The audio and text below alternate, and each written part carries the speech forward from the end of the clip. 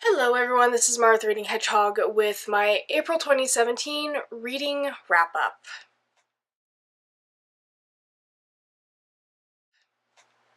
So, stats first. In total, I read 6 books in April, which, yay, pat on shoulder. Out of those, let me see here. Out of those, I read 4 young adult, 1 classic, and 1 middle grade. In total, I read 2,273 pages. And I read 1 5 out of 5 star book, 2 4 out of 5, 2 3 out of 5, and 1 2 out of 5. Which is way better than last month because I read a 1 out of 5 star. Yes, that one. Anyway, so we'll just jump straight into this.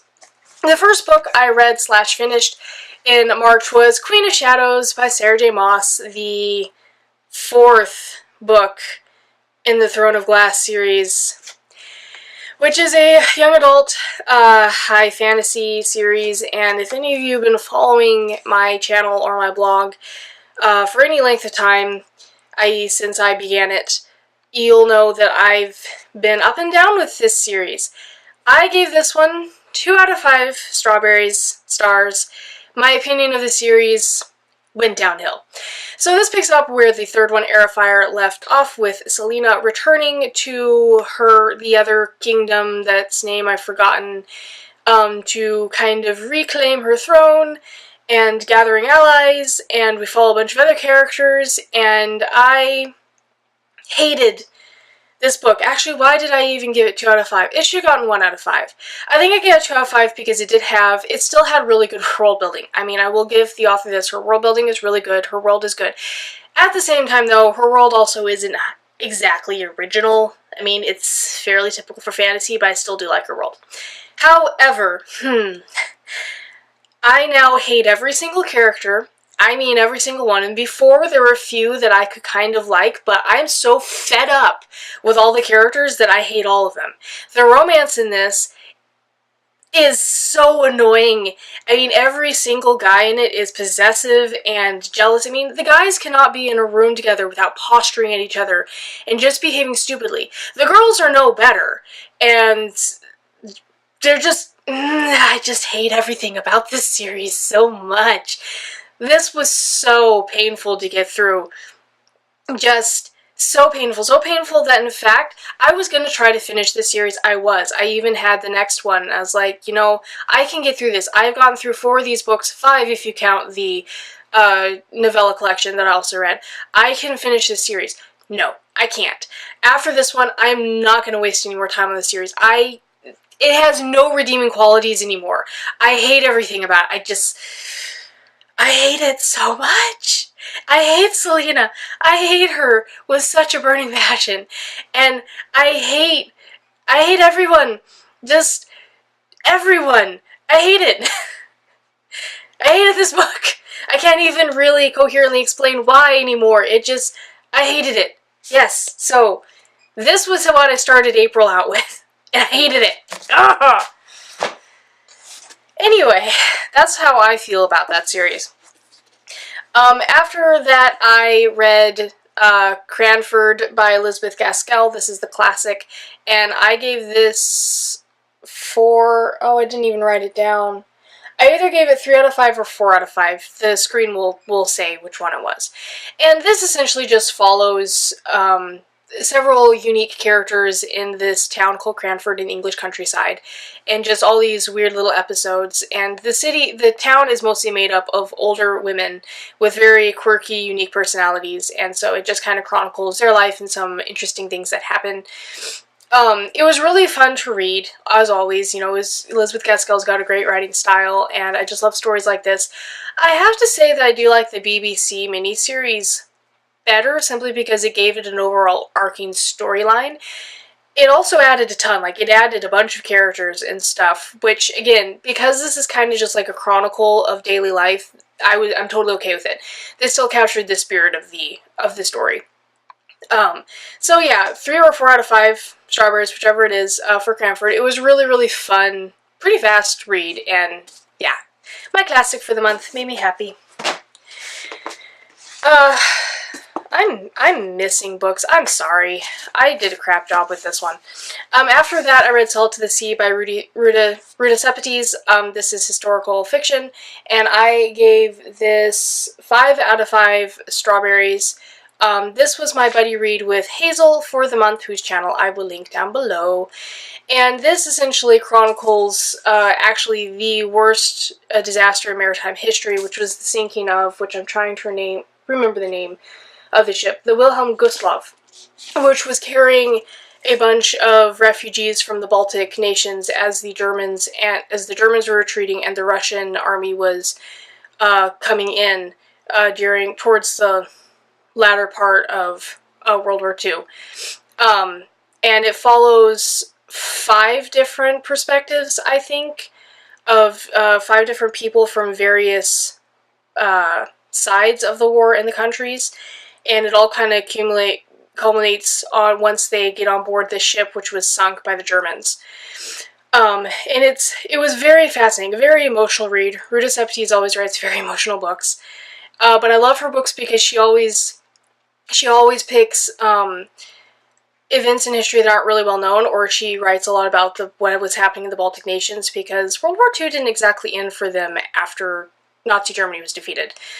And I remember hearing about this in my various readings of history as a kid, but I didn't really read a lot about it, and then I just kind of forgot about it. And not many people have heard about this event, and it actually was far worse than what happened with the Titanic. And it was very interesting, and getting all these different perspectives was really cool, and it was just a really emotional read and really good.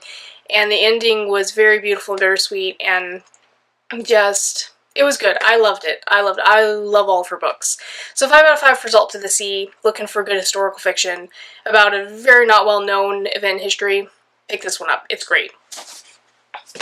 After that, I don't have it up here with me, but I read Boy in the Striped Pajamas by John Boyne, which is also historical fiction. It's middle grade / YA, kind of. It's a serious middle grade.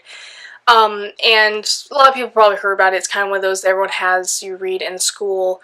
But it essentially relates the Holocaust through the eyes of a young German boy who doesn't really know everything that's going on.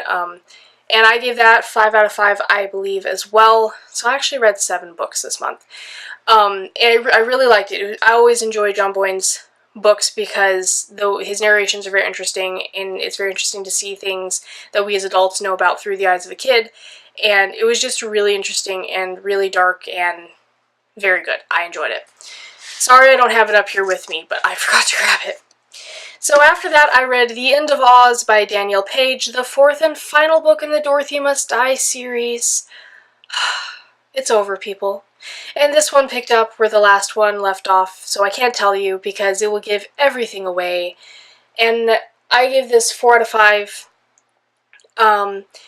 It was good. I really liked it. It was a very satisfying ending to the series. I didn't dislike it. I didn't dislike it at all. Like I said, it was satisfying. And that was about it. It wasn't very spectacular. It was just, it worked. Everything was tied up. Everything ended well. As well as it could.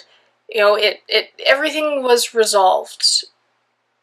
And that's it. It sounds like a criticism. It's not. It's kind of hard to explain. As far as conclusions to series go, it wasn't anything spectacular and grand, which I'm okay with, because again, it wrapped everything up. It worked. It wasn't disappointing. It was satisfying. It worked. It was good. All the characters remain really good in it, and I still love Amy Gum and Knox, and everything is really cool and good and wonderful, and considering that she brought a character back, I was like, you gotta be kidding me, this character's not dead yet? That actually worked really, really well. The Gnome King was kind of a little disappointing. Well, not disappointing. I guess I had a certain image of him in my head when she brought him into the story, and he didn't quite fit it, but he still worked. He still worked. He just wasn't what I imagined. So, but that's okay, because he still worked. Yeah, that's kind of how the book left me feeling. It's just, it worked. It was good. It was a good conclusion. Just nothing spectacular, nothing grand. But I still really enjoyed it, and overall, still really love this series so much. And I love the title. The End of Oz is beautiful. Yes, I hate Oz. After that, I picked up the Dorothy Must Die Stories Volume 3, so I could just get it all done. I gave this 3 out of 5 strawberries. This follows the 3 stories of, let's see, what are they called?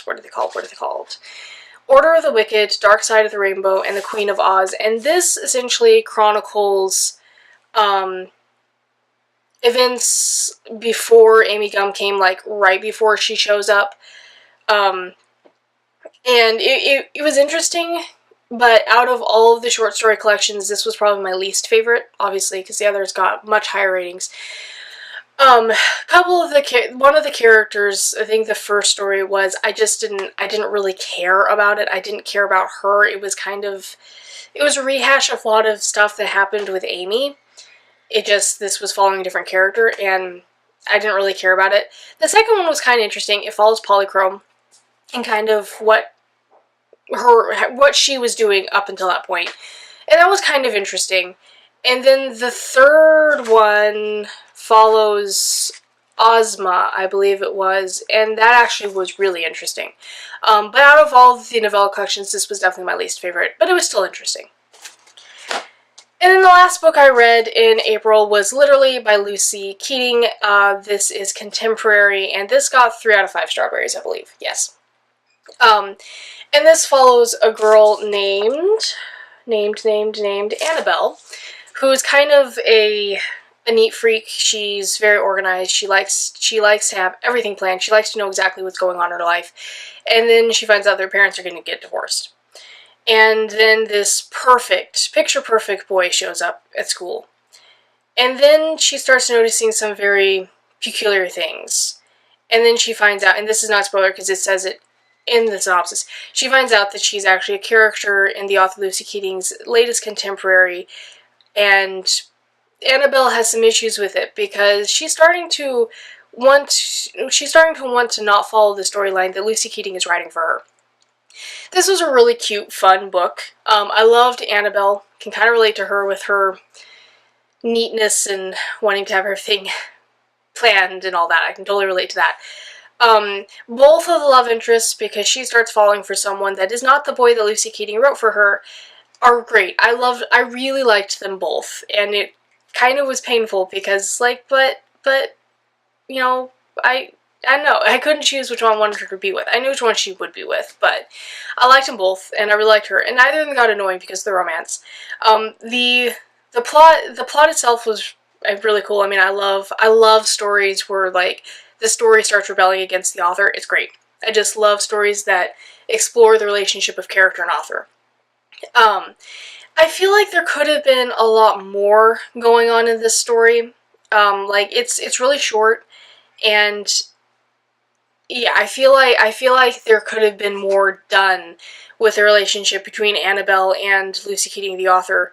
But at the same time, it also wasn't absolutely necessary. Like, it's still a great book the way it is, and it's still very short and enjoyable and cute and fun, but it could have also been more, but that's, you know, that's okay. If that's not what the author was aiming for, that's okay. It was still a really fun, unique, cute, contemporary. I really enjoyed it, and if you want something fast to read during the summer, this is a good book. So those are all the books I read in April. Started out very unpromising and got better, and I hope you guys enjoyed this. Questions and all that, leave down below in the comments, and I will see you around. Bye!